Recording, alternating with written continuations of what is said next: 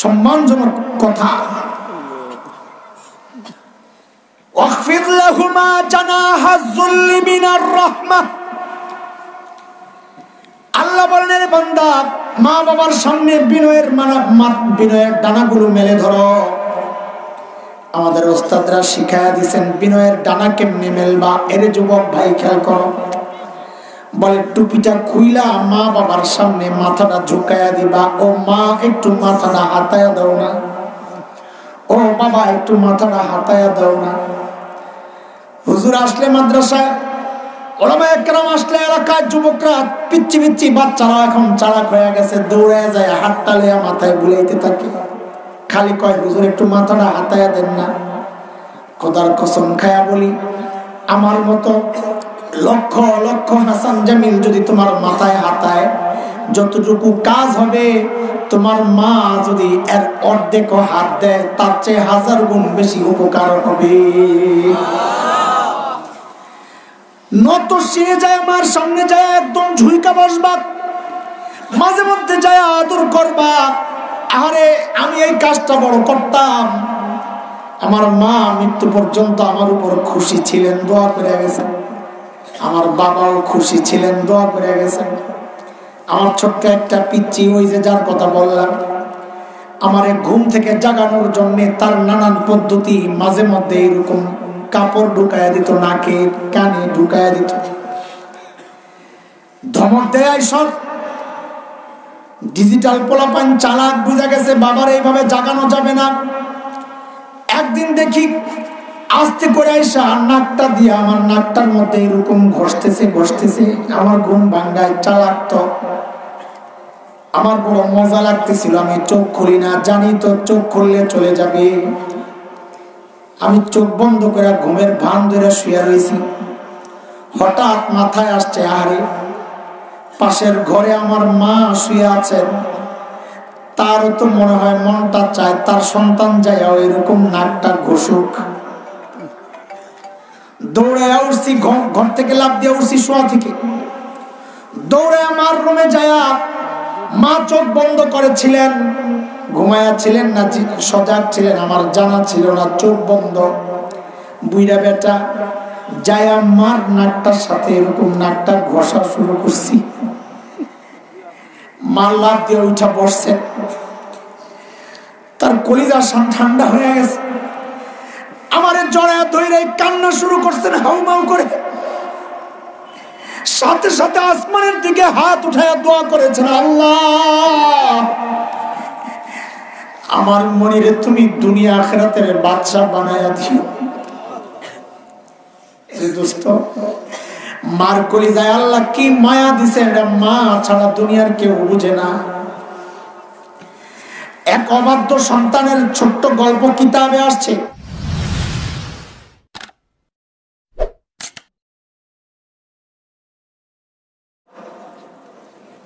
মালিক চেয়েছেন বলেই আমরা আসতে পেরেছি। কোরআনুল কারীমের মধ্যে মালিক বলেছেন, আমি যাকে চাই কেবল তার দিলটাকে দিন বুঝার জন্য খুলে দিই, আর যাকে চাই না সে হাজার চেষ্টা করলেও দিনের উপর চলতে পারে না। দিনের উপর চলা তার জন্য আসমানে ওঠার মতো কঠিন হয়ে যায়, অসম্ভব। কোরআনের কথা সূরা আনআমের মধ্যে আসছে, আল্লাহ তাআলা বলেন,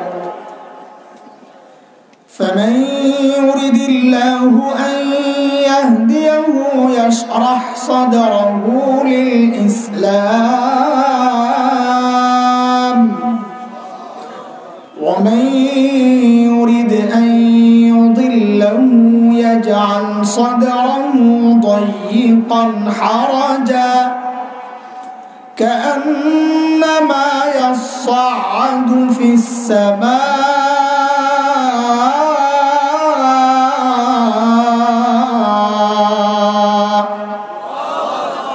كذلك يجعل الله الرجس على الذين لا يؤمنون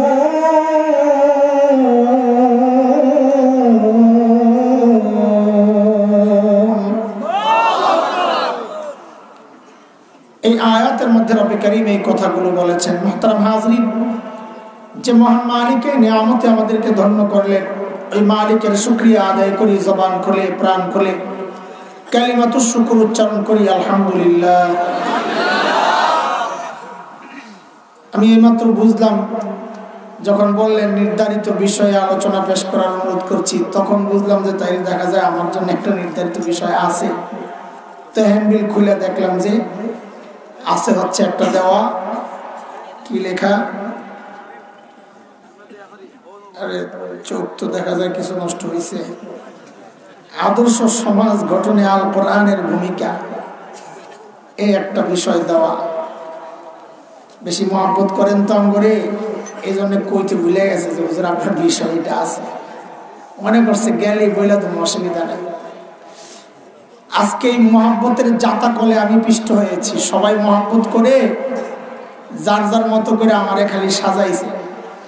আমার তো আসার পরে বয়ান করার কথা, তো শুনলাম যে আসা লেট হবে, আসার আগে লম্বা আলোচনা আমাদের সবার প্রতি সভাপতি আব্দুল বাসেত খান তিনি বয়ান করবেন। ঠিক আছে, এসা লেটে বললো আমার খুব একটা সমস্যা হবে না। পরে 9টার সময় ভাইরে ফোন দিলাম, ভাই কি অবস্থা, আইয়ুবী সাহেব বয়ান করে, আমি এনে বয়ান শুনি, তখন আপনারা চিল্লায় স্লোগান দিতেছেন, হুজুর ঢুকে গেছে। তো এখন কি করবো, কোন একটা কিছু তো কইবেন। বরুণার চা সব খাইতেছে, খাইয়েই যাবে গা, তো আমি কি করবো কইবেন তো ভাই জামুগা না হোক। তো দেখি আমতা করে, তো বলি যে ওই মাহফিলও নষ্ট হবে আমাদের। ফেনীর হুজুর রাস্তায় যাইয়া অর্ধেক যাইয়া ফেরত আসছেন। খবরটা শুনে আমার কাছে খারাপ লাগছে যে মাহফিলে যাইয়া না যাইয়া ফেরত আসা মাহফিলওয়ালাদের জন্য বড় কষ্টের, কিন্তু নিজে যাইয়া বুঝেছি যে হযরত ঠিক কাজটাই করেছেন। হায় আল্লাহ, এত ভয়ঙ্কর রাস্তা। তো বললাম তাইলে আমি ওদিকে সাইরা আসি। বলে জি আলহামদুলিল্লাহ, খুব খুশি হয়েছে বেচারা এই কথা শুই না। কিন্তু যাওয়ার সময় দেখি, আমি বলছিলাম যে 11টার মধ্যে আইসা পড়ব, কারণ ওরা বলছে যে 20 মিনিট লাগবে এখান থেকে যাইতে। হায় খোদা, মেন রোড থেকেই ভেতরে যাইতে লাগছে 45 মিনিট মাত্র। তো যাইয়া বললাম যে ভাই, মানুষকে মিথ্যা ভুল তথ্য দিয়ে বিভ্রান্ত করার কি দরকার, সত্য কথা বলেন, তাইলে সবার সেটিং সুবিধা হয়। আমি বলে যেতে পারতাম যে আমার আসতে 12টার পরে হবে, ওনারা একটা সাইজ করে নিত। তো ওই জন্য আমার এই নরম কিলাইতে মজা, তো বুঝেন না, সবাই মিলে আজকে আমার কিলাইছে, আলহামদুলিল্লাহ। কিন্তু তার চেয়ে বেশি অবাক করা বিষয় হচ্ছে, আপনারা এত রাত্রে বইয়া রয়েছেন কোন কামে বলেন তো? আপনাকে ঘুমে ধরে না? তাহলে ডাক্তার দেখান।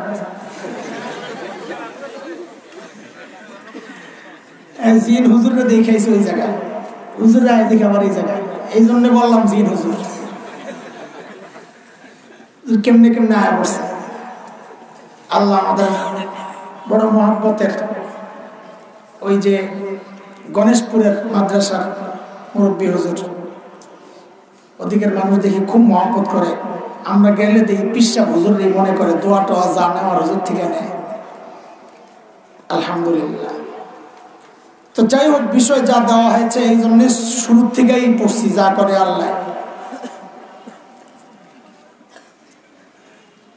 আদর্শ সমাজ গঠনে কোরআনের ভূমিকা তো কোরআনই রাখবে। নামাজের মধ্যে আমরা তিলাওয়াত করতেছি আল্লাহর কাছে, ইহদিনাস সিরাতাল মুস্তাকিম সিরাতাল্লাযীনা আন'আমতা আলাইহিম গায়রিল মাগদুবি আলাইহিম ওয়ালাদ-দাল্লিন।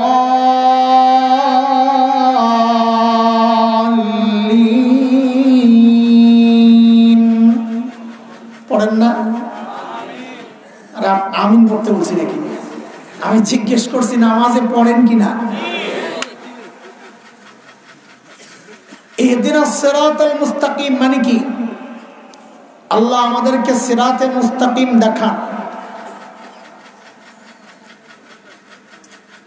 কোরআনের এক আয়াত আরেক আয়াতের ব্যাখ্যা। সিরাতে মুস্তাকিমের ব্যাখ্যা দিচ্ছেন আল্লাহ নিজেই, সিরাতাল্লাযীনা আন'আমতা আলাইহিম সিরাতে মুস্তাকিম হচ্ছে তাদের রাস্তা, ও মালিক আপনি যাদের উপর অনুগ্রহ করেছেন। বলে তারা কারা? গায়রিল মাগদুবি আলাইহিম ওয়ালাদ-দাল্লিন,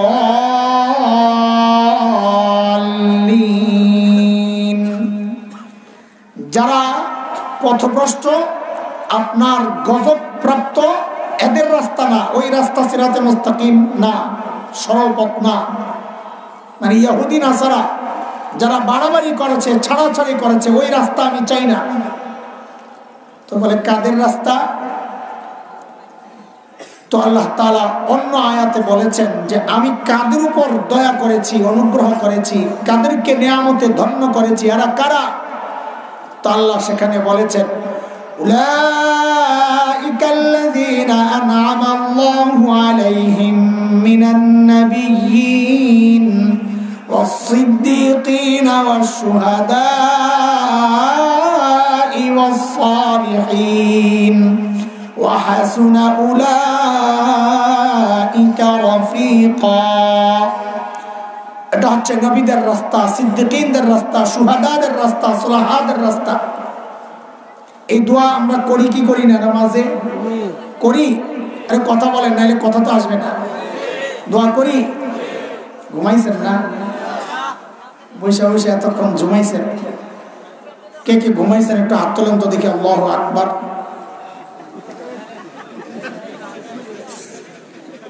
পাবলিক বড় চালাক হয়ে গেছে।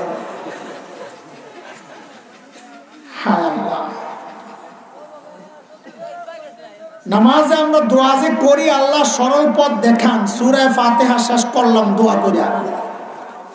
সূরা ফাতিহার পর এরপরে কি পড়ি? কবিতা কি পড়ি? কোরআনের একটা আয়াত, একটা সূরা, তাই তো পড়ি। এইবার বুঝেন, আমি যে দোয়া করলাম আল্লাহ আমাকে সরল পথ দেখাও, যে পথ আমাকে জান্নাত পর্যন্ত নিয়ে যাবে। তো সূরা শেষ, আল্লাহ বলতেছে না দোয়া কবুল করছি।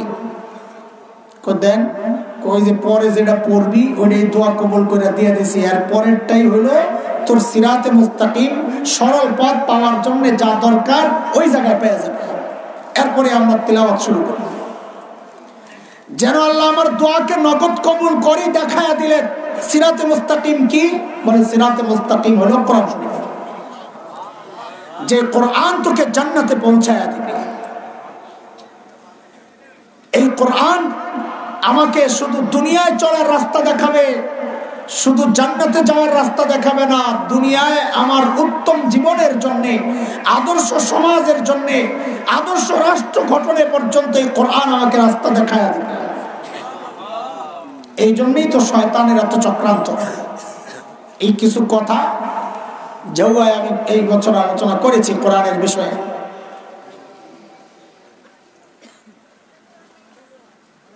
যে কোনো জায়গায়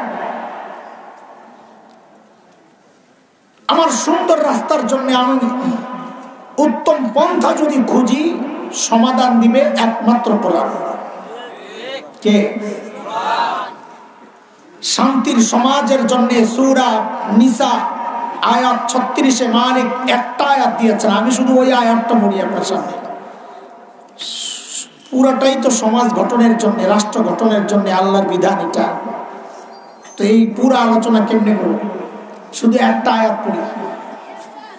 এই আয়াতের মধ্যে আল্লাহ শান্তির সমাজ গঠনে কোরআনের ভূমিকা আমাদেরকে দেখায়া দিয়েছেন। কোরআন যা বলে মানো, সব সোজা হয়ে যাবে ইনশাআল্লাহ। সমাজে অশান্তি, দিলে দিলে শান্তি নাই, মন নাই, কারোর সাথে মিল নাই, বউয়ের সাথে স্বামীর মিল নাই, সন্তানের সাথে বাবার মায়ের মিল নাই, ভাইয়ের সাথে বোনের মিল নাই, প্রতিবেশীর সাথে মিল নাই, অশান্তি আর অশান্তি, অশান্তি আর অশান্তি। সমাধান আমরা খুঁজি কোন জায়গায়? আমরা খুঁজি আমাদের মতো। কেউ তাবিজের লেগা সমাধান খুঁজতে পাইছে, হুজুরের কাছে আসছে, হুজুর আমার বউ তো কথা শোনে না। তো হুজুর বলে তোর বউ কথা শোনে না, আমি বুড়া মানুষ কি করব? লাঠি আছে, ধরেন হুজুর, উঠবেন?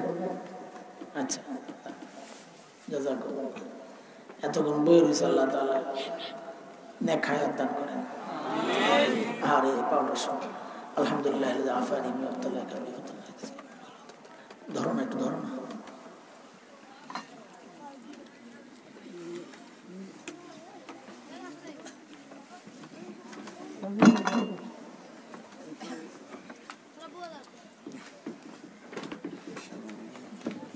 আমার পিসা আয়া করছে।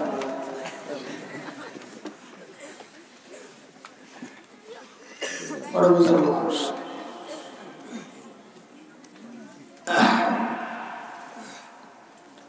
তো কেউ তো শান্তি খুঁজে তাবিজে হুজুরের কাছে আসে, হুজুর একটা তাবিজ দেন না। আপনাকে ভাবসা এমন যে আল্লাহ আমাদেরকে মৌলবীদেরকে বানাইছে খালি আপনাকে তাবিজ দেওয়ার জন্য, খতম করার জন্য, খতম বেশি খতম খায়া খায়া পেটটা মোটা করার জন্য। ও ভাই, তাবিজ আমার দিলে দিলে জোড়া লাগাইতে পারবে না। কোরআন আমাকে রাস্তা দেখাইছে, দিলে দিলে জোড়া কেমনে লাগাইবা, সমাধান কোরআনে। কোথায় কোথায়? পারস্পরিক এই সৌহার্দ্যপূর্ণ সম্পর্কের জন্য কোরআন আমাকে রাস্তা দেখাইছে।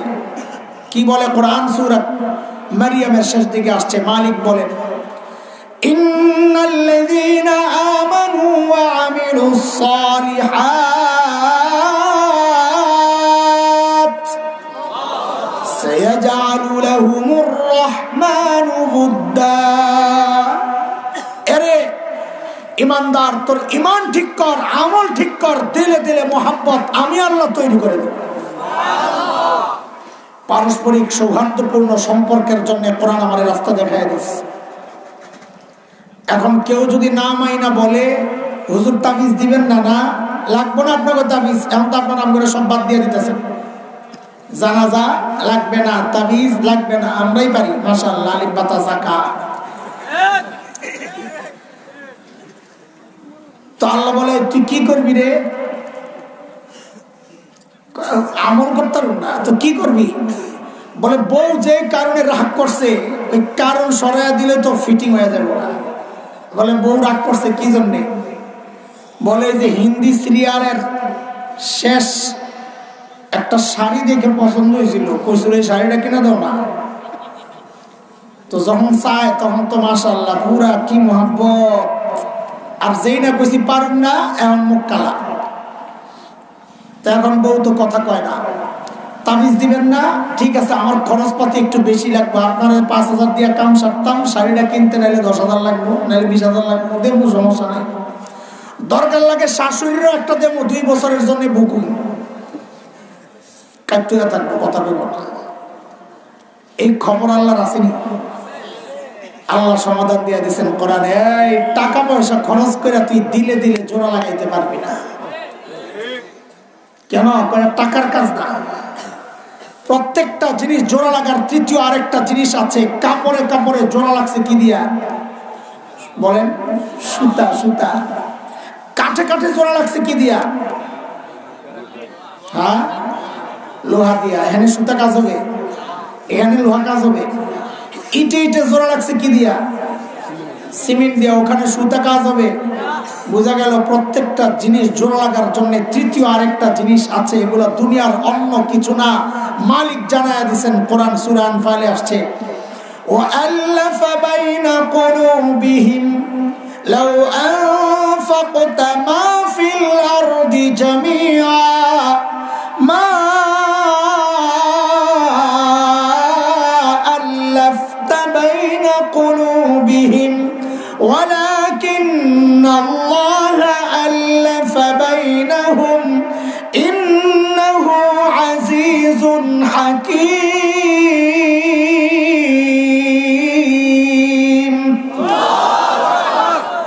আল্লাহ বলেন দিলে দিলে জোড়া আমি লাগাই, তুই পারবি না। বলে যদি খরচপাতি করি আল্লাহ, তা আল্লাহ জবাব দিচ্ছেন লাউ আনফাকতা মা ফিল আরদি জামিআ, জগতে যা আছে যদি সব খরচ করস, মা আল্লাফতা বাইনা কুলুবিহিম, দিলে দিলে জোড়া তুই লাগাইতে পারবি না। কেন?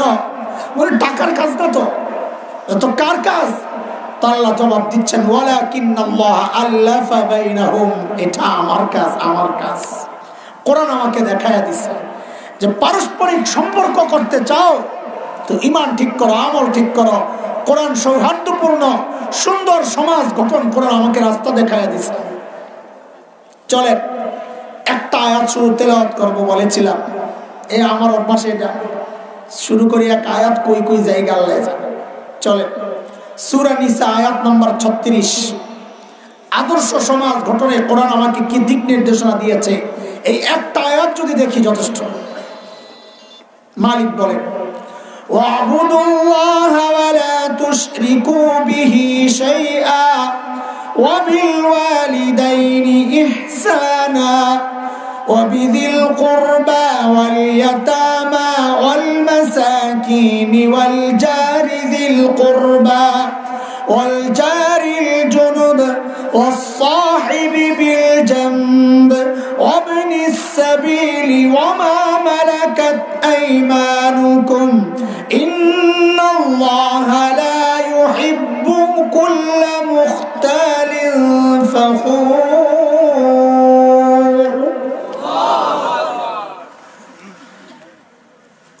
আদর্শ সমাজ গঠনে কোরআনের দিক নির্দেশনা বলে শান্তি চাও,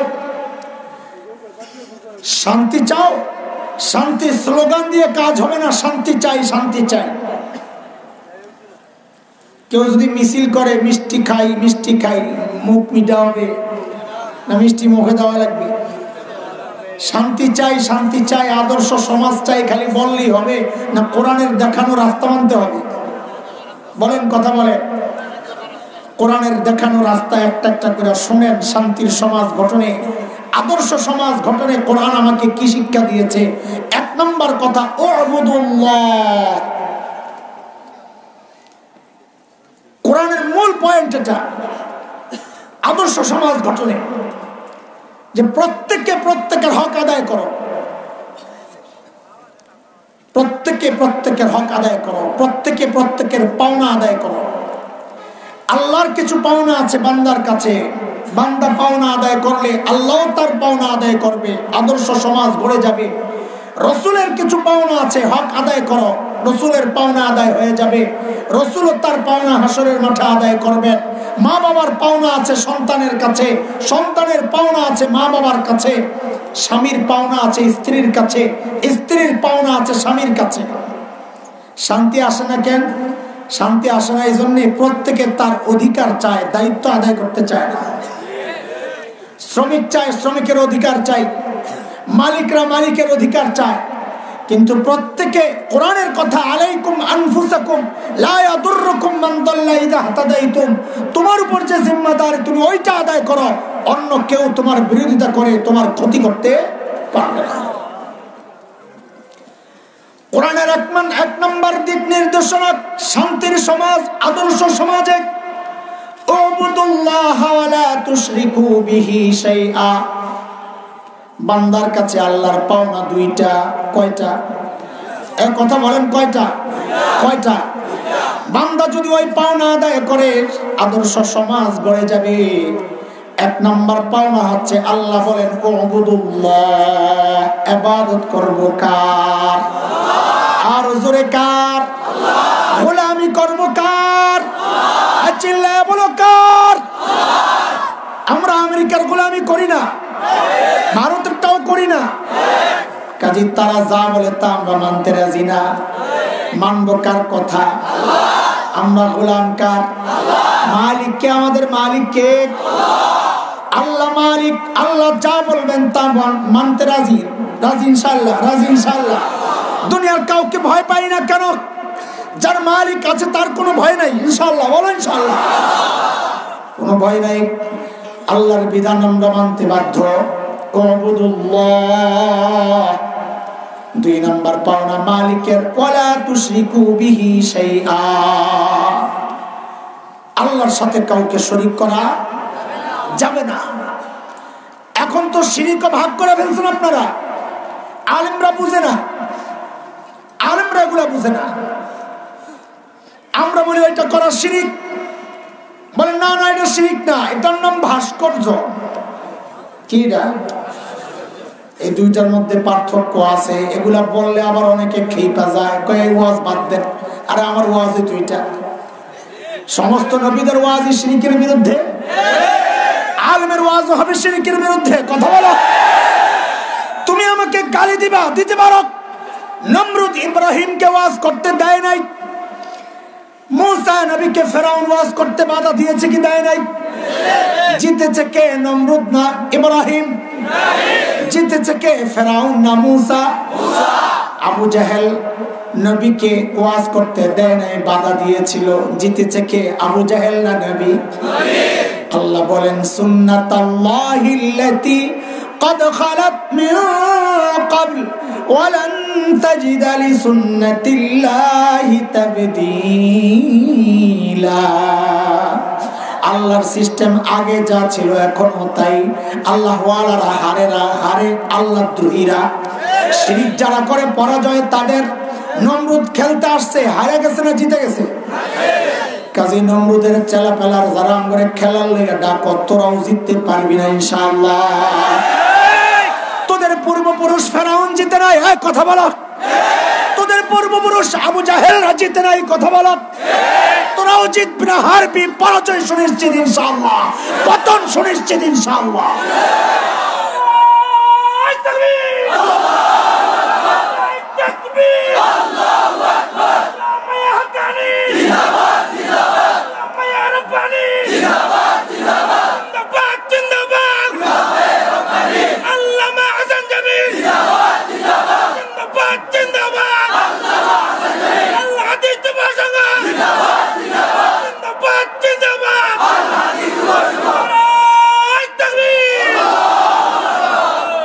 মাশাআল্লাহ ভাই, তোমার গলাটা যদি আমি পাইতাম।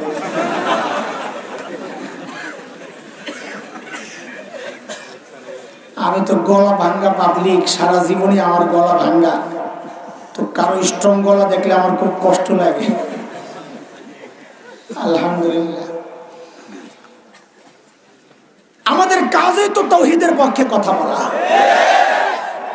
আমাদের বাবা আমাদেরকে রাস্তা দেখায় গেছেন। বাবাকে? মুসলমানদের বাবাকে।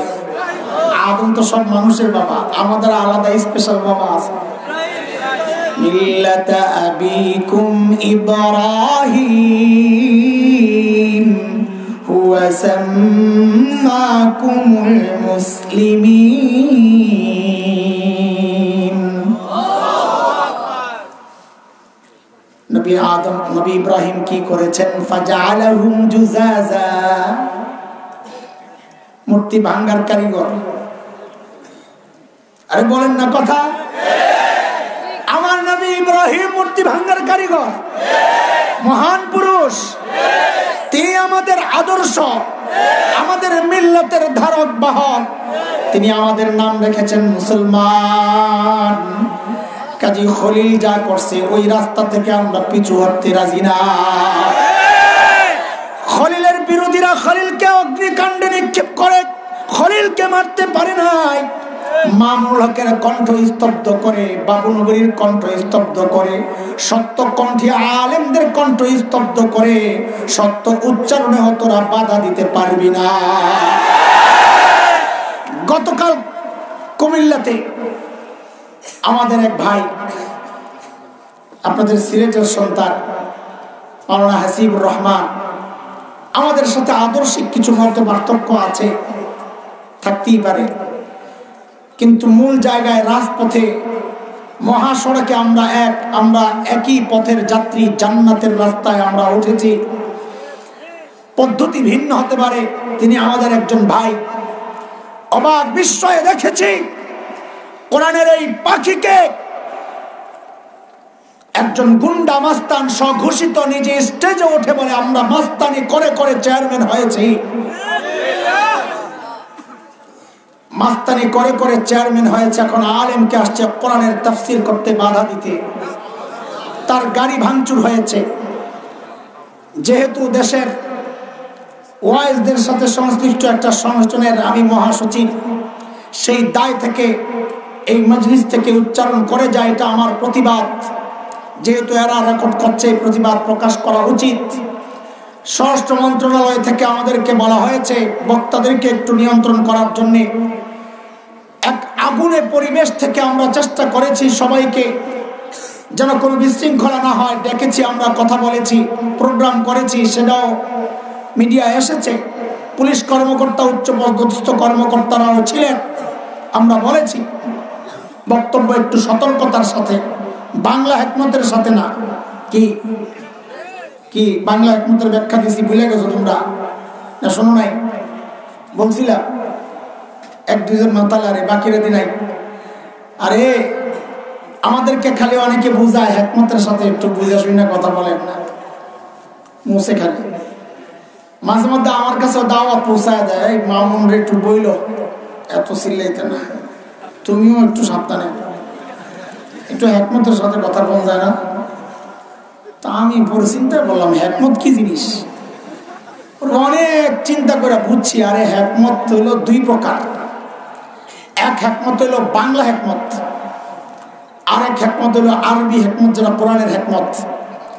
বাংলা হিকমত হইল পিঠ বাঁচানোর যায়, মাদ্রাসা পোলাবেন ভালো করে খেয়াল করবে না। বাংলা হিকমত হবি না, এই হিকমতই আর হওয়ার দরকার নাই। এটা হলো হালুয়া খাওয়ার একটা কৌশল। বাংলা হিকমত হইল সত্যকে গোপন কইরা, পিঠ বাঁচানোর জন্য সত্যকে গোপন কইরা তালে তালে চলতে থাকা, এটার নাম হলো বাংলা হিকমত। আর কোরআনে যে হিকমতের কথা বলা হয়েছে, ইউতিল হিকমাতা মান ইয়াশা ওয়া মান ইউতাল হিকমাতা ফাকাদ উতিয়া খায়রান কাসীরা ওয়া মা ইয়াযাক্কারু ইল্লা উলুল আলবাব।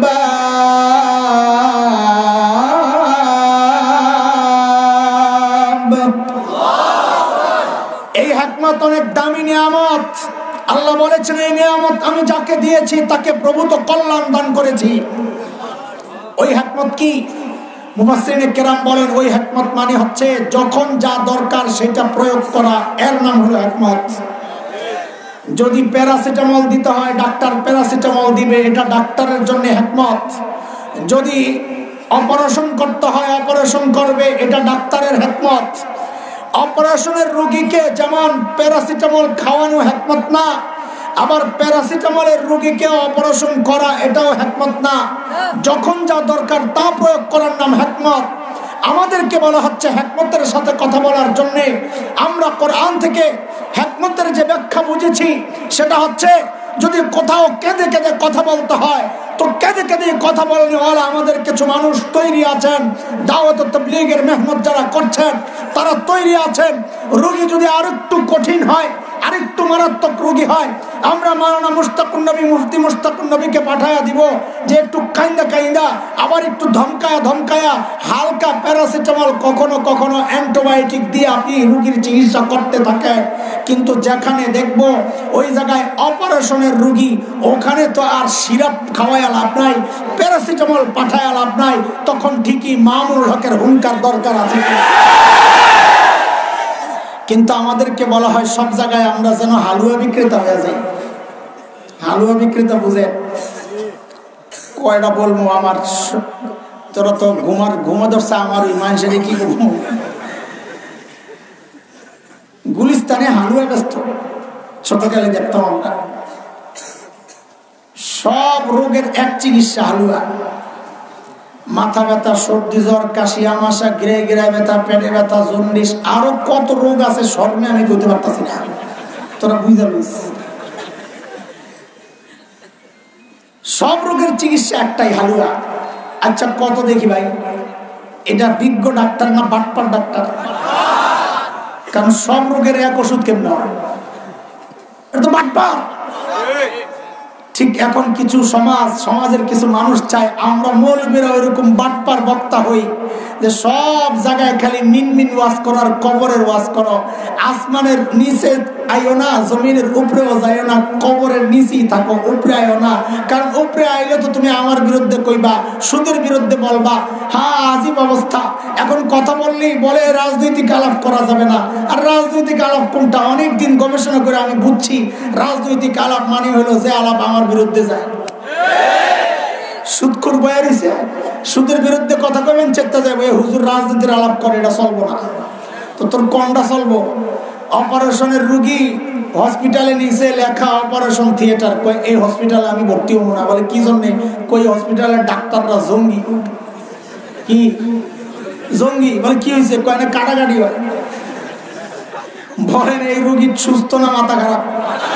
এই গোটা সমাজ এখন মাথা খারাপে ভরপুর হয়ে গেছে। এরাও চায় আমরা যেন অপারেশনের রুগীর ছুরি না চালাই, আমরা যেন খালি প্যারাসিটামল খাওয়াই বিদায় করি। জি না স্যার, জি না। রোগীর ধমকে চুপ থাকবে না ডাক্তার।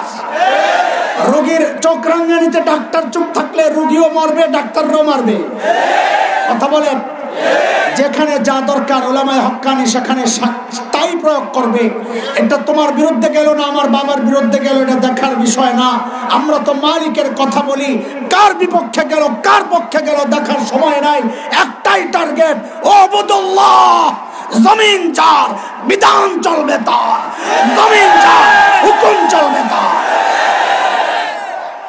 অন্য কোন বিধান মানি না। ওবুদুল্লাহ ওয়া লা তুশরিকু বিহি শাইআ। হুজুর শিরক তো আমি করি না। কার করস তো? না করি না। করস না তো শাহজালাল মাজারে এসেছিস কি করতে? কয় নির্বাচনে খারাপ মতো এই জন্য। শিরক করস না তো 10 আঙ্গুলে আংটি 10টা কি জন্যে? কই এটা ভাগ্য পাল্টা, এটা ব্যবসা, এটা লেখাপড়ার উন্নতি, এটা আমার সুস্বাস্থ্যের জন্য, এটা শাশুড়ি দমনের জন্য, শত্রু দমন। 10টা একজনে আমার সময় দিছে। সুবহানাল্লাহ। আমাকে 10টার 10 কাম না। হ্যাঁ, আমাকে 10টার সম্মিলিত একটা কাম আছে। আপনি তো কইলেন 10টায় 10 কাম করে। হ্যাঁ, আমাকে 10টার সম্মিলিত একটা কাম আছে। বলে ওইটা কি? ওইটা 10টায় মিল্লা জিল্লা আপনার ইমানদারে নষ্ট করে।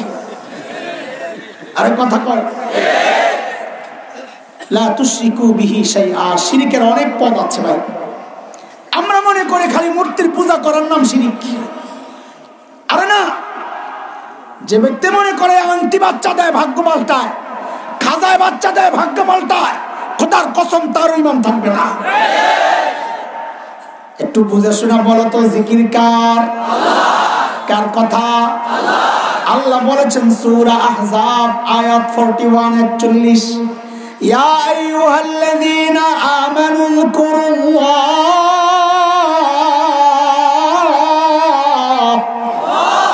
জিকির হবে কার? কিন্তু যদি কেউ খাজার নামে জিকির করে ঈমান থাকবে নি। কারণ খাজার নামে তো জিকির হবে না, খাজা জিকিরের নিয়ম শিখাবে। কিন্তু তুমি কি জিকির করলা? আল্লাহ রওলি খাজা বাম বাম আম। আরে কথা কও, ঈমান থাকবে? কেন কেন জিকির হবে কার? আরো জোরে চিল্লা কও না, কার? আল্লাহ ছাড়া কারো জিকির করতে? সন্তান চাইবো তো কার কাছে? ইদা সাআলতা ফাসআলিল্লাহ। চাইবো কার কাছে? আংটি যদি বাচ্চা দিতে পারতো খলিল, ওই যে হাজরা আসওয়াদ কাইটা একটা আংটি বানাইতে পারতেন না? খলিল জানেন এটা কাজ হবে না, এই জন্য খলিল দোয়া করছেন, রব্বি হাবিলি মিনাস সালিহিন। কোরআন আমাকে দেখায়া দিছে, দুনিয়ায় চলার জন্য রাস্তা দেখাইতেছে। ইবাদত করব, আল্লাহর হক আদায় করব। হক কয়টা? ভুলে গেছে? কয়টা? 1 নাম্বার ইবাদত করব একমাত্র কার? 2 নাম্বার আল্লাহর সাথে কাউকে শরীক করব। উবুদুল্লাহ ওয়া লা তুশরিকু বিহি শাইআ ওয়া বিল ওয়ালিদাইনি ইহসানা। সুন্দর সমাজ গঠনের কোরআনের দিক নির্দেশনা। সমাজে শান্তি কেন আসবে না? বলে মায়ের কাছে সন্তানের হক আছে। বাবার কাছে সন্তানের হক আছে, আবার সন্তানের কাছেও মা বাবার হক আছে। প্রত্যেকেরটা আদায় করো। আমরা তো খালি ওয়াজ করি কি পোলাপানরে বুঝাই, মা বাবার হক আদায় করবি, সারা জিন্দেগি এই ওয়াজই চলে। কিন্তু বাচ্চারও যে কিছু হক মা বাবার কাছে আছে সেটার খবর নাই, শান্তি আসবে কোত্থেকে? আপনি আপনার সন্তানের হক আদায় করবেন না, সন্তান বড় হয়ে আপনার হক আদায় করবে না, রেখে রাখেন। অফিসে যানগা বাচ্চারে কাজের বুয়ার কাছে দিয়া, তাই না? ওই পোলাও বড় হয়ে আপনারে বৃদ্ধাশ্রমে বুয়ার কাছে দিয়া যাবে আরেক দেশে। সমান সমান হিসাব সোজা। এই জন্য মহতারাম বুজুর্গ উলামায়ে কেরাম আছেন এখানে, আপনাদেরকে বলি মা বাবার হক তো অবশ্যই আছে। আমি বলবো ইনশাআল্লাহ, আয়াত যেহেতু এটা পড়েছি, সুন্দর সমাজ গঠনে কোরআন আমাকে এই দিক নির্দেশনা দিচ্ছে। সন্তানের হক আগে আদায় করা। বাপ দুনিয়ায় আগে আসছে না পোলাপান বড় না বাপ বড়? তো পিচ্ছি পোলা আপনার কি হক আদায় করবে? আপনি বড়, আগে আপনি হক আদায় করেন। পিচ্ছিটা বলে পিচ্ছির হক কি, বাচ্চার হক কি? এই যারা বিয়া করস নাই ভালো করে শুন। 1 নম্বর হক হলো এই বাচ্চাটার একটা দিনদার মা উপহার দেওয়া। আল্লাহওয়ালা মা, এটা বাচ্চার পাওনা আপনার কাছে। কিন্তু আপনি তা তো চিন্তা করেন নাই। বিয়া করতে যায় খবর লইছেন শ্বশুর বাড়ির সম্পদের কি অবস্থা। বিয়া শাদী করতে যায় আগে তো মেয়েদেরকে জিজ্ঞেস করতো নামাজ রোজার হালত, মাসআলা মাসাইল তিলাওয়াত। এখন যায় জিজ্ঞেস করে তোমার ফেভারিট সং কোনটা, ফেভারিট সিঙ্গার কে, গায়ক কে, ফেভারিট নায়ক নায়িকা কে। মানে খবিসে প্রশ্ন করে দেখতেছে আমি যে খবিস, আমার লগে আবার খবিসটা মিলে কিনা, না আবার ঝামেলা লাগে। কারণ কোরআনের কথা, খবিসের লগে খবিস ভালোর লগে। আল খাবিসাতু লিল খাবিসিনা ওয়াল খাবিসুনা লিল খাবিসাত আত-তাইয়িবাতু লিত-তাইয়িবিনা ওয়াত-তাইয়িবুনা লিত-তাইয়িবাত উলাইকা মুবাররাউনা মিম্মা ইয়াকুলুন। কার কথা? বিয়া শাদী করতে যায় আপনি এগুলোই দেখ। অথচ আগেকার দিনে আমার এক ওস্তাদের গল্প শোনাই, তুমি করে শোনো। বিয়ে করতে গেছে তো হুজুরের মনের ইচ্ছা এই বাড়িতেই বিয়ে করবে। তো দেখতে গেছে মাইয়া বউ। তো হুজুর মনে মনে চিন্তা করছে, আরে কঠিন প্রশ্ন করুন না, তাইলে যদি আটকায়া যায় তো আমার মা বোনরা কইব তোর এটা করার লাগবে না, বিয়ে কিছু জানি না। এই জন্য সহজ প্রশ্ন করুন, নিয়ত করে গেছে আগের থেকে। তো মেয়েরে আনছে। তো হুজুর জিজ্ঞেস করতেছে ফজরের নামাজ কয় রাকাত? কি জিজ্ঞেস করছে? এটা অনেক কঠিন প্রশ্ন, তাই না? বউ জবাব দেয় 12 রাকাত।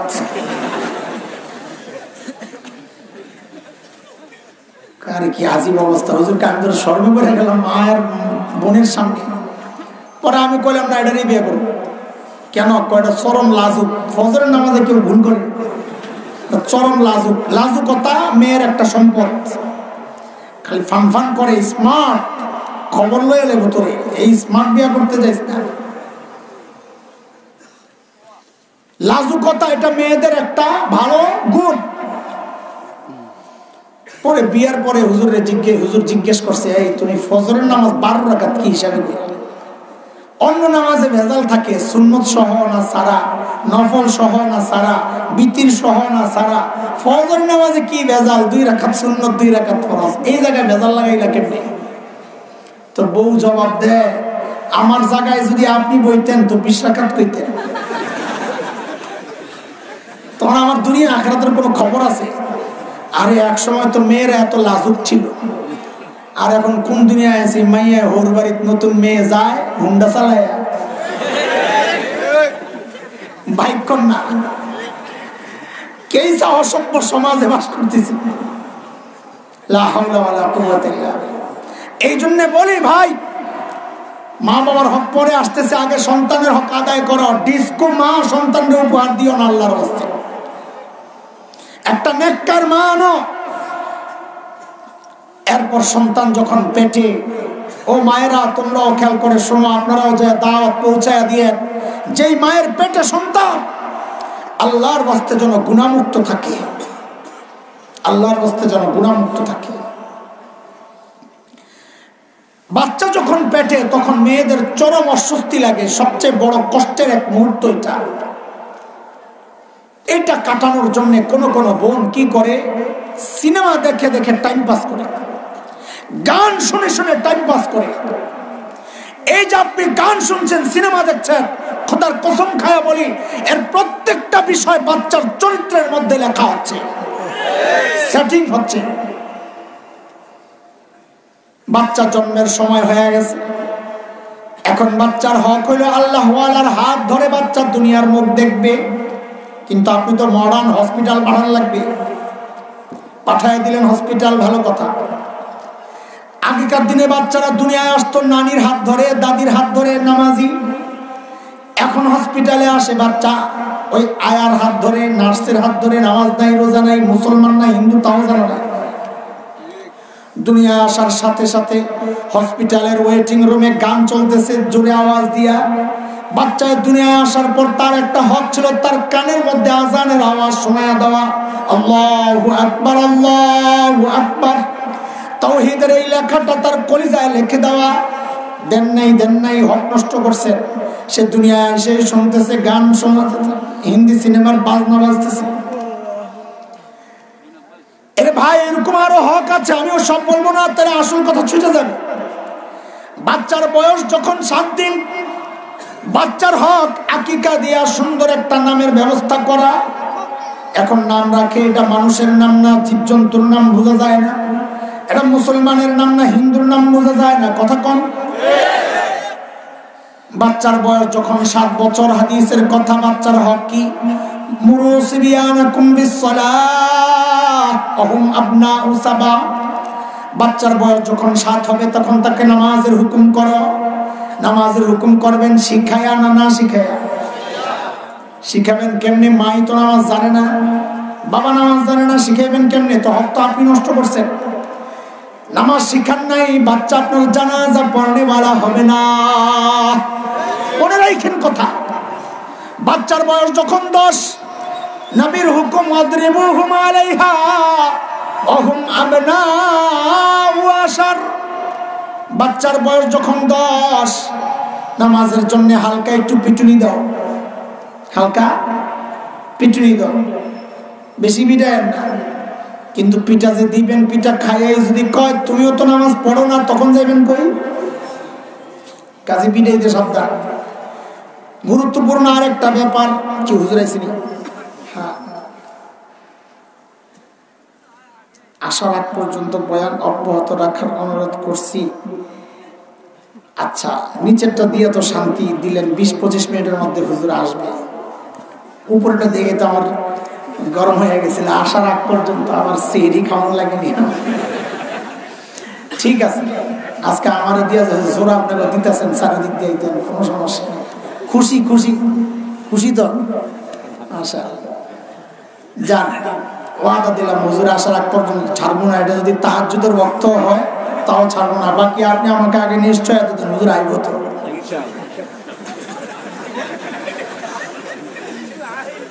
তাইলে ছাড়ুন না ইনশাআল্লাহ। পাবলিক আমারে ছেড়ে গেলে কিন্তু আমার দোষ নাই, ঠিক আছে? সবাই খেয়াল করো, আল্লাহর হাবিব বলেন বাচ্চার বয়স যখন 10, আফাররিকু বাইনাহুম ফিল মাদাজি। বাবারা খেয়াল করেন এই কথাটা, আল্লাহর নবীর হুকুম, আফাররিকু বাইনাহুম ফিল মাদাজি। বাচ্চার বয়স যখন 10, বিছানা আলগা করে দাও।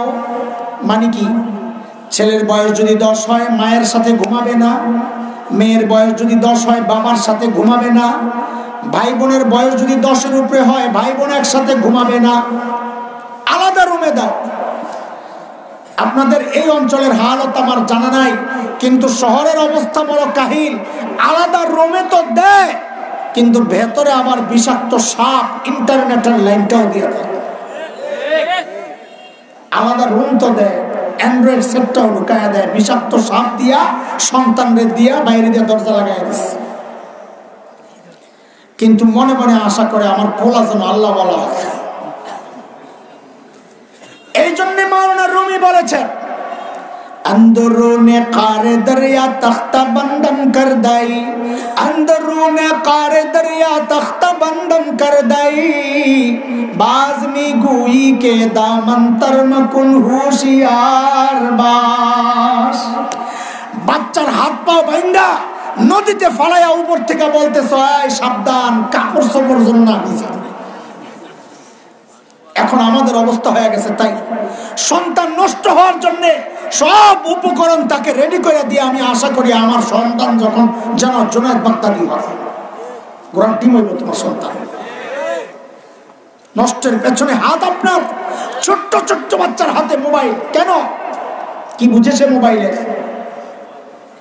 ছোট্ট ছোট্ট বাচ্চা নেট চালাচ্ছে, আজীব অবস্থা। সেদিন মাহফিলে দেখে একটা ভিডিও করতেছে, বিচ্ছি ক্রিয়েটার হাতে মোবাইল, দাঁড়া তুই মোবাইল বেসিস কই? আব্বা, তোর আব্বা একটা কবিস, তুই আর একটা কবিস। এই পিচ্ছের হাতে কেন মোবাইল দিচ্ছেন আপনি? সাপ দিবেন? সাপ দিবেন? একটা মোবাইল ওই বিষাক্ত সাপের চেয়েও ভয়ঙ্কর। কেন? ওই সাপটা বাচ্চাটাকে মেরে ফেলবে, তার দুনিয়া বরবাদ। এই মোবাইলটা তার আখিরাত বরবাদ করবে, তার সব বরবাদ হবে। এইভাবে যদি আমি বাচ্চার হক বলতে যাই তো রাত এখানেই শেষ হবে। বাদ দেন। ও যুবক ভাইরা, কোরআনের নির্দেশনা, সমাজে শান্তি আসবে, আদর্শ সমাজ হবে কখন? কোরআনকে মানলে। কোরআন নির্দেশনা দিচ্ছে মা বাবার হক আছে তোমার কাছে। কি হক? কি হক? সূরা বনী ইসরাঈলের একটা আয়াত শোনায় মা বাবার হকগুলো বলতেছি, খেয়াল করেন। আল্লাহ বলতেছেন, وَقَضَى رَبُّكَ أَلَّا تَعْبُدُوا إِلَّا إِيَّاهُ وَبِالْوَالِدَيْنِ إِحْسَانًا إِمَّا يَبْلُغَنَّ عِندَكَ الْكِبَرَ أَحَدُهُمَا أَوْ كِلَاهُمَا فَلَا تَقُل لَّهُمَا أُفٍّ وَلَا تَنْهَرْهُمَا وَقُل لَّهُمَا قَوْلًا كَرِيمًا واخفض لهما جناح الذل من الرحمة وقل رب ارحمهما كما ربياني صغيرا। ঘর ঠিক হয়ে গেলে সমাজ ঠিক হয়ে যাবে, এই জন্য একটু একটু করে আগাই দিছি আমি। ঘরের এই ঝামেলা আগে জঞ্জাল দূর করেন। মা বাবার হক আল্লাহ বলছেন, এরে আমার বান্দা, আমার ইবাদতের পর সবচাইতে গুরুত্বপূর্ণ ব্যাপার হচ্ছে মা বাবার সাথে সুন্দর আচরণ করো। কয়েকটা হুকুম আল্লাহ করেছেন। এক নম্বর, এই পোলাপান ভালো করে শুনবে ভাই। এক নম্বর, ফালা তাকুল লাহুমা উফ। খবরদার মা বাবার সামনে উফ বলবা না। মা বাবার সামনে এই বলো না, কি বলবা না? উফ মানে এর অনেক ব্যাখ্যা আছে। আমাদের ওস্তাদ আমাদের সামনে ব্যাখ্যা দিয়েছেন, উফ মানে হচ্ছে তুমি যখন কোনো কষ্ট পাও মা বাবার সামনে ওই কষ্টটা প্রকাশ করো না। উফ গেলাম, আমার কোমরটা ভাঙিয়া গেল, বস্তাটা লইয়া ফালাইয়া উফ পরে কোমরটা ভাঙিয়া গেল, এই কথাটা মা বাবার সামনে বললো না। কেন? আরে পোড়া কপাল, তোমার তো আঘাত লাগছে শরীরে, তুমি যে উফ বলছ ওই আঘাতটা মা বাবার কলিজায় যায় বিদ্ধ করছে। আমার বাচ্চাটা একদিন পাশে ঘুমাইতেছে, আমি আমার বাচ্চাদের থেকে অনেক সবক নিই। বাচ্চা ঘুমাইতেছে তো ঘুমের মধ্যে খাটের সাথে ঠাস করে বেরিয়ে গেছে, আমি ঘুমিয়ে গেছি। ঘুম থেকে উঠে মনে মনে হাসতেছি, দেখছো ওই যে লা তাকুল্লাহুমা উফের ব্যাখ্যা পেয়ে গেছি। যে ব্যথা পাইলো তার ঘুম ভাঙ্গে নাই, যে আওয়াজ শুনলো তার ঘুম ভেঙে গেছে। কেন? কারণ হচ্ছে যে ব্যথা পাইছে তার লাগছে শরীরে, যে আওয়াজ শুনছে বাবা তার লাগছে কলিজায়। ওয়ালা তানহারহুমা, আল্লাহর 2 নম্বর নির্দেশনা, খবরদার মা বাবাকে ধমকের সাথে কথা বলবা না। এখন তো বাচ্চারা কিছু হইলে মা বাবারে ধমক দেয়, বিশেষ করে মায়ের সাথে। খবরদার এই কাম করবা না। ওয়াকুল্লাহুমা কওলান কারীমা, মা বাবার সামনে ভদ্রচিত আচরণ করবা, নরম আচরণ করবা, আখলাক দেখাবা, আখলাক। একটা সুন্দর উদাহরণ দেয়, ছোট্ট তাইলে বুঝবা। আমার এলাকার এক বড় বুজুর্গ, বড় মুরব্বী এলাকার, বাবার সাথে চলতেন। একদিন আমার কাছে আয়েশা জিজ্ঞেস করে, এই হাসান, তোমার আম্মা কোথায়? আম্মা তখন জীবিত ছিলেন। তোমার আম্মা কই থাকে? আমার তো এটা গর্ব যে চাচা জিজ্ঞেস করছে, আব্বার সাথে চলতেন যেহেতু, চাচা যেহেতু জিজ্ঞেস করছে, এটা খুব গর্বের সাথে আমি বলতেছি, চাচা যে আম্মা আমার সাথেই থাকেন। খেয়াল করো, আম্মা আমার সাথেই থাকেন। বুজুর্গ মানুষ তো, বহু আল্লাহ ওয়ালার সহবত পাওয়া মানুষ। আমারে দিছে একটা ধমক, থাক বোকা। তা আমি ভাবছি উনি কথাটা বুঝেন না। তা আমি আবার খুব স্পষ্ট করে বলতেছি, জি আমার সাথেই তো থাকেন। তা আবার ধমক মারছে, আলেম হইয়া তুমি এই কথা কও, সচেতন মনে করছিলাম তোমার। আমি কি ভুলটা করলাম কোন জায়গায়? পরে উনি বুঝছেন যে আমার চামড়া মোড়া ঢুকতেছে না। তো বলে, আরে বোকা, মা তোমার সাথে কেন থাকবে? বলবা মা আমার সাথে থাকেন, এইটা বলবা না। আল্লাহ বলেছেন ওয়াকুল্লাহুমা কওলান কারীমা, তাদের বিষয়ে সম্মানজনক কথা বলতে হবে। তুমি বলবা আমি মার সাথে থাকি। পার্থক্য কোন জায়গায়? মা আমার সাথে থাকেন না, বরং বলেন আমি মার সাথে থাকি। এটা আল্লাহর হুকুম, সম্মানজনক কথা। ওয়াখফিদ লাহুমা জানাহা যুল্লি মিনার রাহমাহ, আল্লাহ বলেন, রে বান্দা, মা বাবার সামনে বিনয়ের বিনয়ের ডানাগুলো মেলে ধরো। আমাদের ওস্তাদরা শিখায়া দিয়েছেন বিনয়ের ডানা কেমনে মেলবা। এর যুবক ভাই খেয়াল করো, বলে টুপিটা খুইলা মা বাবার সামনে মাথাটা ঝুঁকায়া দিবা। ও মা একটু মাথাটা হাতায়া দাও না, ও বাবা একটু মাথাটা হাতায়া দাও না। হুজুর আসলে মাদ্রাসায়, ওলামায়ে কেরাম আসলে এলাকার যুবকরা, পিচ্ছি পিচ্ছি বাচ্চারা এখন চালাক হয়ে গেছে, দৌড়ে যায়, হাতটা লিয়া মাথায় বুলাইতে থাকে। খালি কয় হুজুর একটু মাথাটা হাতায়া দেন না। খোদার কসম খায়া বলি, আমার মতো লক্ষ লক্ষ হাসান জামিল যদি তোমার মাথায় হাতায়, যতটুকু কাজ হবে, তোমার মা যদি এর অর্ধেক হাত দেয়, তার চেয়ে 1000 গুণ বেশি উপকার হবে। নত সে যায় আমার সামনে যায়, একদম ঝুইকা বসবা, মাঝে মধ্যে যায় আদর করবা। আরে আমি এই কাজটা বড় করতাম, আমার মা মৃত্যু পর্যন্ত আমার উপর খুশি ছিলেন, দোয়া করে গেছেন। আমার বাবাও খুশি ছিলেন, দোয়া করে গেছেন। আমার ছোট্ট একটা পিচ্চি, ওই যে যার কথা বললাম, আমারে ঘুম থেকে জাগানোর জন্য তার নানান পদ্ধতি, মাঝে মধ্যে এরকম কাপড় ঢুকায়া দিত, নাকে কানে ঢুকায়া দিত, ধমক দেয়, সব ডিজিটাল পোলাপান চালাক, বুঝা গেছে বাবার এইভাবে জাগানো যাবে না। একদিন দেখি আস্তে করে আইসা নাকটা দিয়ে আমার নাকটার মধ্যে এরকম ঘষতেছে ঘষতেছে, আমার ঘুম ভাঙ্গায়। চালাক তো, আমার বড় মজা লাগতেছিল। আমি চোখ খুলি না, জানি তো চোখ খুললে চলে যাবে। আমি চোখ বন্ধ করে ঘুমের ভান ধরে শুয়ে রয়েছি। হঠাৎ মাথায় আসছে, আরে পাশের ঘরে আমার মা শুয়ে আছেন, তারও তো মনে হয় মনটা চায় তার সন্তান যায় এরকম নাকটা ঘষুক। দৌড়ে উঠছি, ঘর থেকে লাফ দিয়ে উঠছি, শোয়া থেকে দৌড়ে আমার রুমে যায়া, মা চোখ বন্ধ করেছিলেন, ঘুমায়া ছিলেন না সজাগ ছিলেন আমার জানা ছিল না, চোখ বন্ধ। বুইড়া বেটা যায়া মার নাকটার সাথে এরকম নাকটা ঘষা শুরু করছি। মা লাফ দিয়ে উঠা বসছে, তার কলিজা ঠান্ডা হয়ে গেছে। আমারে জড়ায় ধরে কান্না শুরু করছেন হাউমাউ করে। সাথে সাথে আসমানের দিকে হাত উঠায় দোয়া করেছেন, আল্লাহ আমার মনিরে তুমি দুনিয়া আখিরাতের বাদশা বানায়া দিও। দোস্ত, মার কলিজায় আল্লাহ কি মায়া দিছে, এটা মা ছাড়া দুনিয়ার কেউ বুঝে না। এক অবাধ্য সন্তানের ছোট্ট গল্প কিতাবে আসছে। এক মেয়ের পাল্লায় পড়ে মা বাবাকে ছেড়ে দিয়ে মেয়ের বাবার বাড়ি চলে গিয়া ঘর জামাই থাকা শুরু করেছে।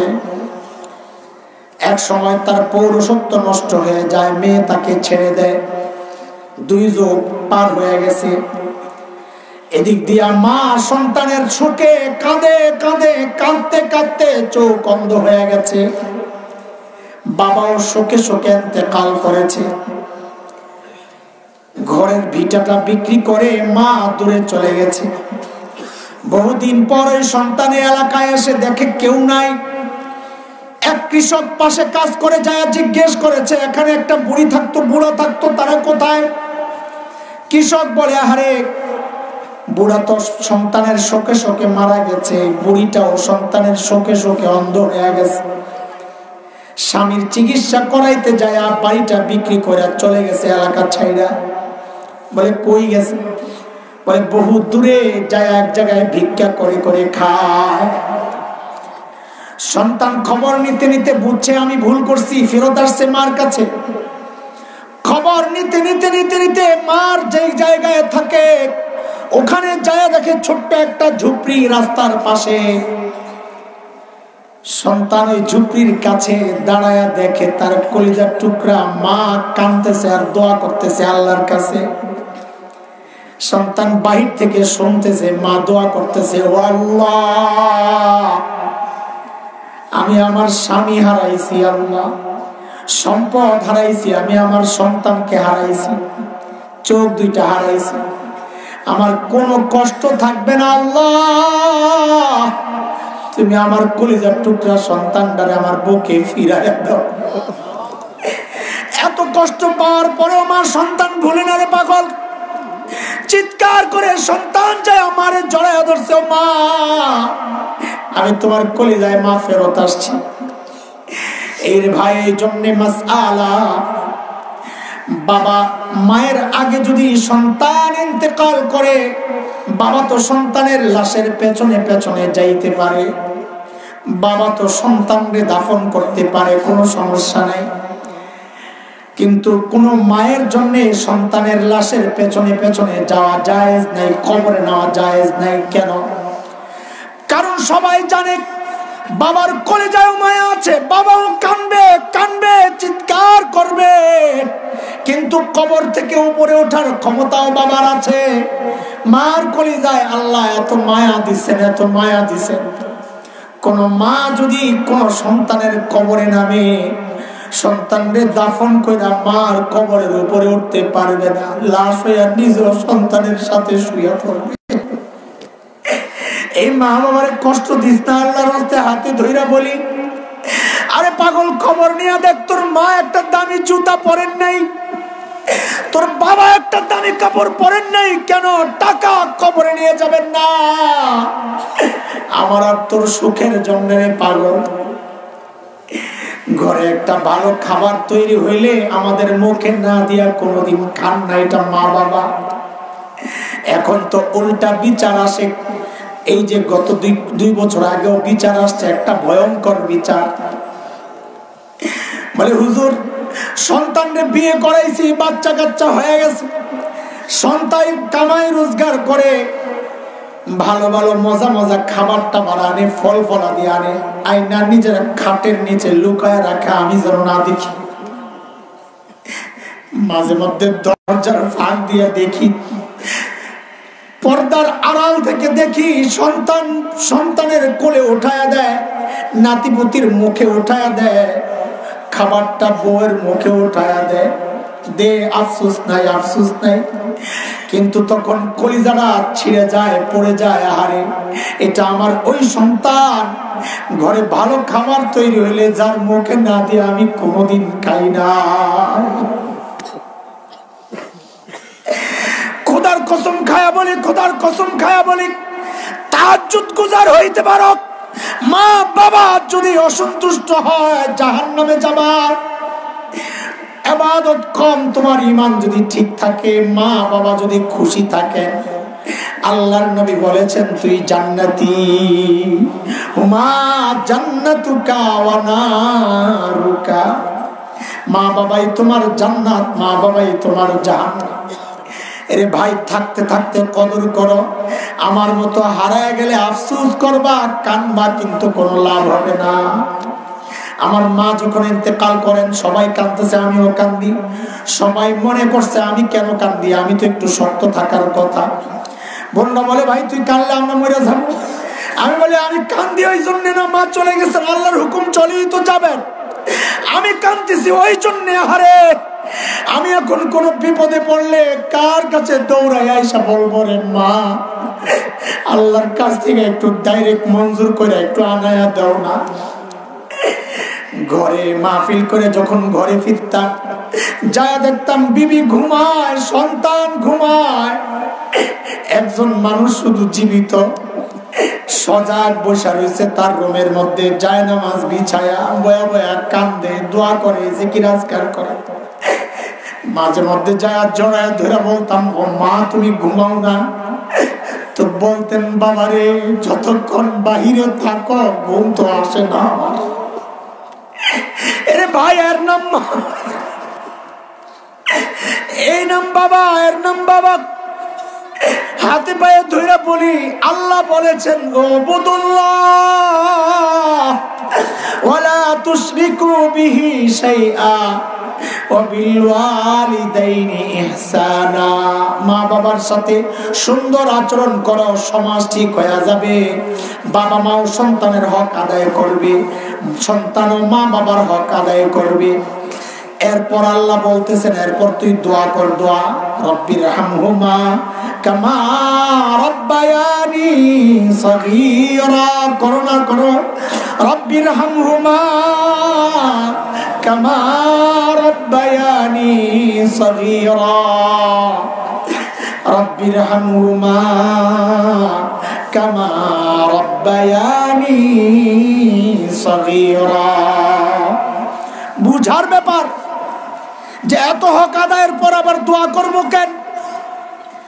আল্লাহ বলতেছেন, বান্দারে যত হক তুমি আদায় করো, যত হক তুমি আদায় করো, মা বাবার হক আদায় করার ক্ষমতা দুনিয়ার কোনো মানুষের নাই।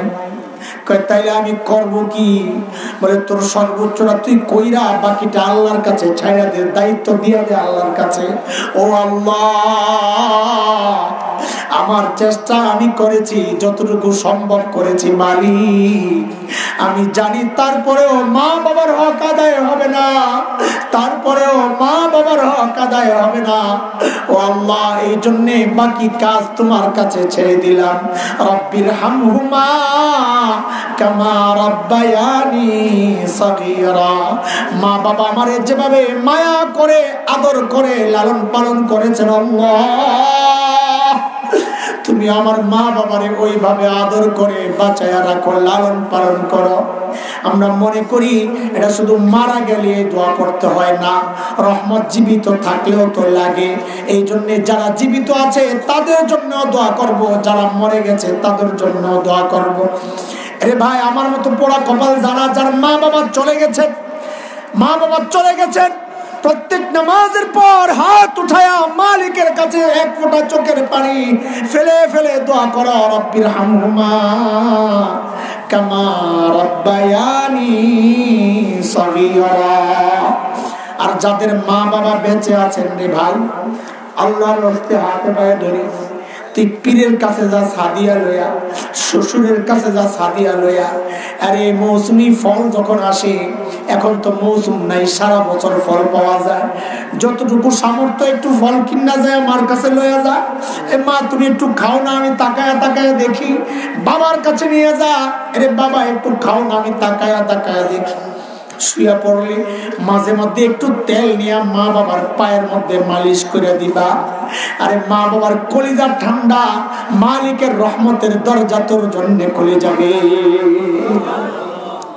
মাঝে মধ্যে একটু হাত পাও টিপা দিবা। মনে রাখো, তুমি একটু অসুস্থ হইলে মার ঘুম আসে নাই, ছটপট ছটপট করেছে। আরে আমার জাদু ঘুমাইতে পারতেছে না।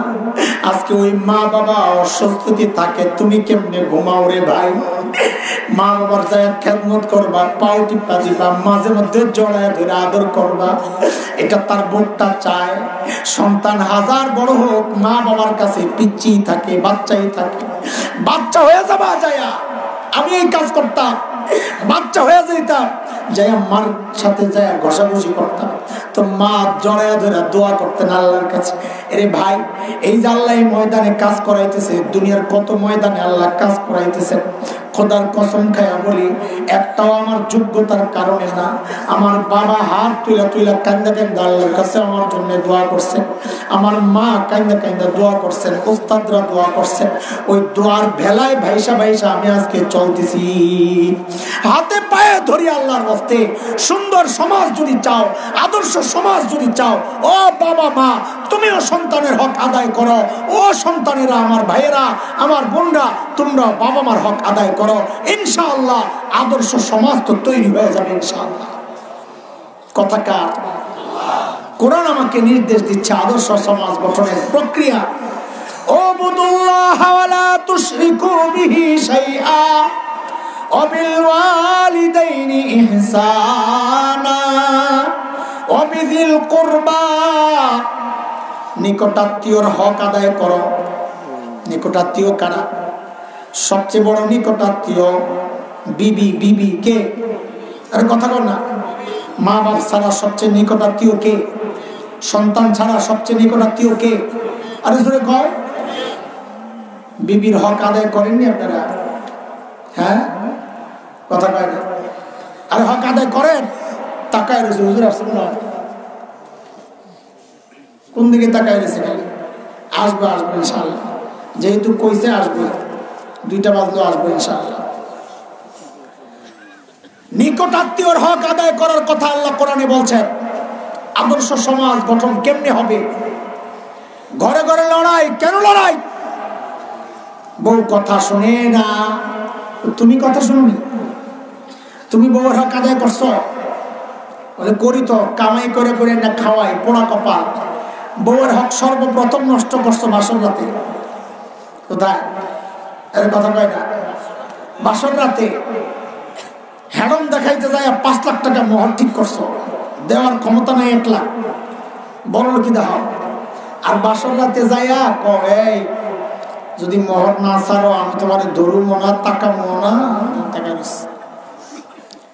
বেরি চিন্তা করে সব ছাইরা দিয়া যার কাছে আইলাম, এই টাকার লেগে লাগবো না, লাগবো না, মাফ করে দিছি, যান মাফ করে দিছি। এই মাফ করা কেমন মাফ করা?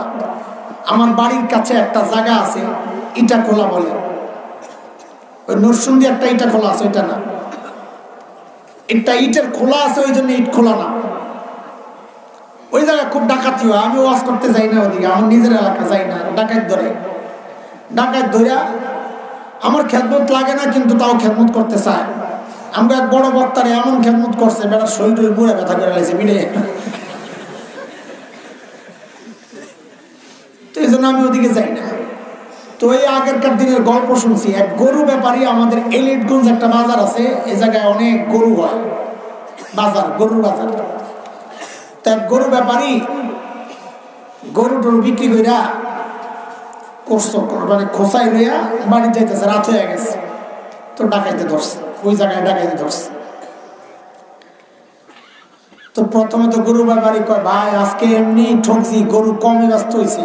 তো ডাকাইতে কয়, তোর তো লস না, লস তো আমার। কমে বেচছস না বেশি বেচছস? জিতলো আমি, জিততাম, ঠকছস যে ঠকতেছি আমি। তো তোরা তো টেনশন কেন, বাইর কর। তো বাইর করে সব দিয়ে দিস। কিছু দূর যাওয়ার পর ডাক দিছে, আয় শুনে দিঘা। বেড়ায় মনে করছে, আরে না জানি এবার কাপড় চুটি গুলে রেখে দেয়, নাই তো আর কিচ্ছু। ও ভাই মাফ চাই, আমার বেজ্জতি করিস না, আমি আমার কাপড় দিয়ে পরে ভাই যেতে দিই। কয়েক না তোর কাপড় খুলুন না, তুই ডরাইস না, তো কি জন্য ডাক দিস, আমার তার কিচ্ছু নাই। তো ছুরি তো ধরা, কই যে টাকা দিয়ে দিলি মাফ করে দিয়ে যা, কি মাফ করে দিয়ে যা। তো বেড়া কি মাফ না করে ভূতে পাইছে, বেড়া মার খেইব, সব মাফ যা, সব মাফ, সব মাফ যা, তা তো এবার যা। এ ছুরি ধরে নি মাফ করে, মাফ হয়েছে? আরে কথা কও, মাফ হয়েছে? ওটা হলো রাস্তার ডাকাত। আর সেই পোড়া কপাল বাসর রাতে বউরে কয় তোর দিকে তাকামো না, ধরবো না, চুইমো না, মহর মাফ কর, এটা হলো বাসরের ডাকাত। দুইটাই ডাকাত, সন্ত্রাসী, দুটাই জাহান্নামী। ঠিক আসতে কও না, সব আসামি। এই জন্য বাইরে হয় না, ঠিক আমি বুঝতেছি, সব আসামি কাটটি।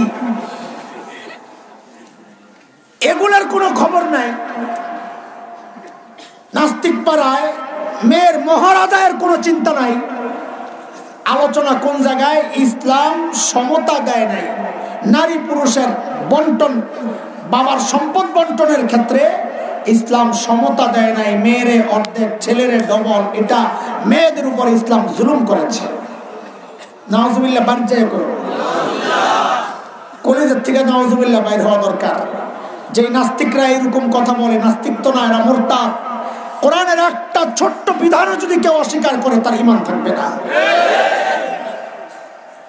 আল্লাহ যা বন্টন করেছেন ওইটাই সুষম বন্টন, সমান বন্টন। এটা একটা ফাঁকিবাজির কথা।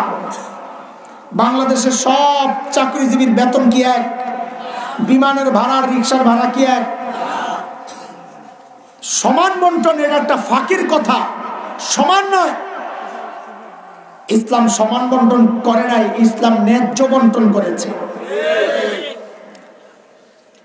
একজনে বাজারে যাইতেছে, তো তার কাছে বাজারের ছোতা, আমরা বলি ছোতা, কি বলেন আপনারা? মেমো বলেন, শুদ্ধ ভাষাটা তো ইংরেজি। আমি বলছি এই জায়গার স্থানীয় ভাষা কোনটা? লিস্ট। আচ্ছা আচ্ছা, লিস্ট ধরাই দিছে, এই ধর বাজার করবি, এই 10 কেজি চাল, 2.5 কেজি ডাল, দুধ, চিনি, কলা, সব কত হয়েছে রে? 2000। এই ল 2500 দিয়ে দিলাম, যা বাজার করে লইয়া। লগের পিচ্ছি কয়, আব্বা আমি একটু বাজারে যাবো চাচার সাথে। কয় যা। এখন দাঁড়া, পকেট থেকে 20 টাকা বের করে দিছে, কয় নে মজা খাইস যা। এখন পিচ্ছি যদি কয় এরে দিলা 2000, আমারে দিলা 20 টাকা, মানি না, হবে? আরে গাধা, তুই তো বাজার করবি না, এরা তো দিছে বাজারের টাকা, তোরে যা দিছে পুরাটাই বোনাস। ইসলাম পুরুষকে ডাবল তো ঠিক দিছে, মেয়েরে অর্ধেক দিছে, কিন্তু বাজারের দায়িত্ব দিয়ে দিছে পুরো রূপে। তুমি যদি বাবা হও তো তোমার সন্তানের দায়িত্ব কার? মার না বাবা? বাজারের দায়িত্ব কার? খরচের দায়িত্ব কার? তুমি যদি স্বামী হও তো স্ত্রীর খরচের দায়িত্ব কার? তুমি যদি বড় ভাই হও, ছোট ভাই বোনের খরচের দায়িত্ব কার? মাশাআল্লাহ।